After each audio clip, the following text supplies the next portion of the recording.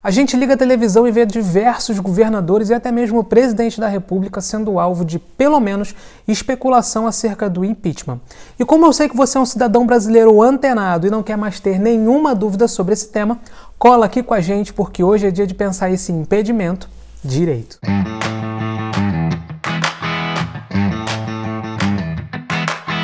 A primeira coisa interessante de saber sobre o impeachment é que ele significa impedimento, ou seja, a inabilitação para o exercício de função pública por autoridade política durante um período de tempo determinado. E as autoridades que estão sujeitas a sofrer um processo de impeachment são todos os chefes do executivo, ou seja, o presidente, o governador, o prefeito, os ministros de Estado e os secretários de Estado e os secretários municipais, o Procurador-Geral da República e os ministros do Supremo Tribunal Federal. Os motivos que podem ensejar um impeachment estão dispostos lá no artigo 4 da Lei 1079 de 1950, que trata dos crimes de responsabilidade. Esses crimes de responsabilidade acontecem quando as autoridades que eu citei lá no início do vídeo atentam contra a Constituição Federal, contra a própria administração pública e até mesmo contra leis e decisões judiciais. E agora que você já sabe quem pode sofrer o impeachment e por quê,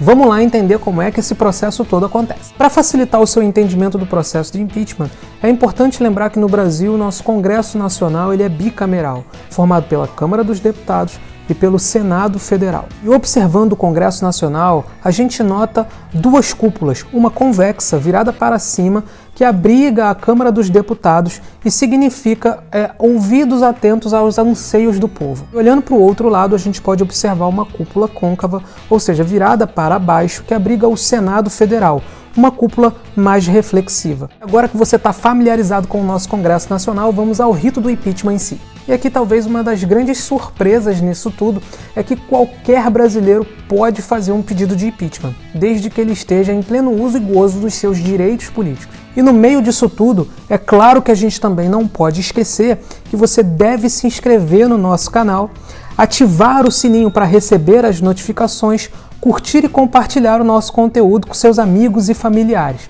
É dessa maneira que a gente continua motivado a produzir conteúdo gratuito de qualidade para você. Para facilitar os nossos estudos, a gente vai usar como exemplo aqui nesse vídeo o cargo de presidente da República.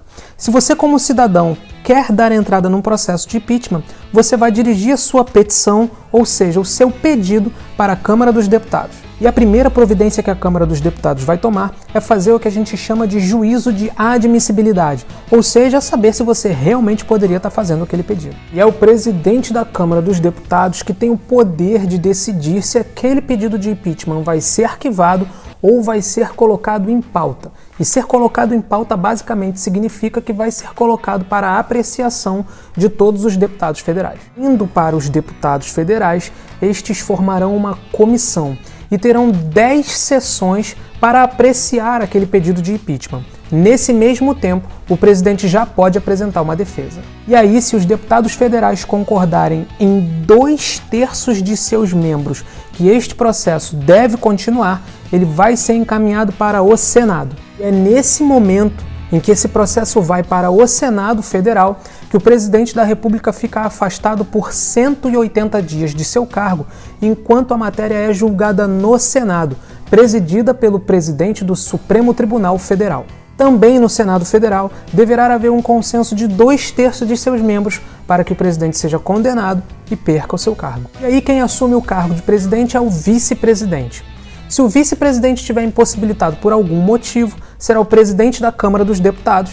Em seguida, o presidente do Senado Federal. Por fim, o presidente do STF, nessa ordem. E há ainda algumas situações específicas que a gente não vai se aprofundar aqui, que é no caso da ausência do presidente e do vice-presidente nos 2 primeiros anos do seu mandato, deverão acontecer novas eleições. E se for nos últimos 2 anos do seu mandato, serão eleições indiretas, onde um colegiado eleitoral, através de delegados, vão escolher os candidatos. Bom, pensadores, então foi isso. Muito obrigado mais uma vez pela audiência de vocês. É claro que esse tema tem algumas nuances que não vai dar tempo da gente abordar aqui, mas acredito que você já vai conseguir ver pelo menos o jornal e conversar com seus amigos de maneira mais consciente. Se você ficou com alguma dúvida ou acha que eu esqueci de abordar algum tema importante para você aqui, deixe nos comentários, nos mande um e-mail, acesse brunocabraladvogados.com, conheça melhor o nosso trabalho e fale com a gente. Até o próximo vídeo.